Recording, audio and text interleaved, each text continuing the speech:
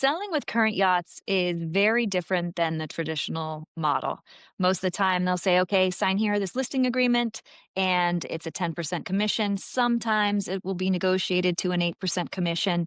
If they have both sides of the deal, meaning they bring the buyer and the seller, they will reduce their commission.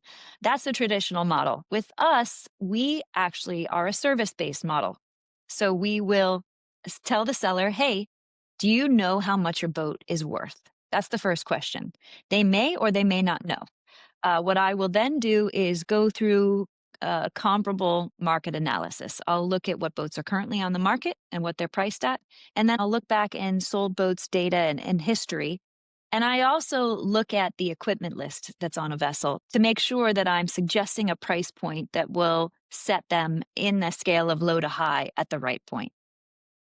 And actually, this is also part of the work that we do at Current Yachts is reviewing your vessel, making sure that the equipment list that you provided does match. So we're not missing anything.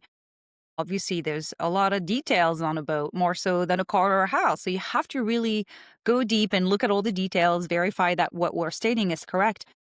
The problem that we're seeing a lot is listings aren't accurate. And so that creates a lot of just frustration from buyers that are looking at a boat and then they're seeing wrong information or they find out when they go see a boat.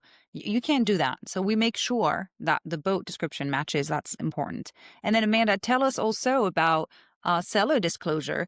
What is the first thing that you ask and why does it matter? Well, a seller's disclosure is very important. And that's one of the things I'll ask a seller is, has your boat ever been damaged? Is there anything that I need to be able to tell a future buyer about this vessel before they go ahead and make an offer? Because if there is something that is damaged on this vessel, it's very important for me to know that.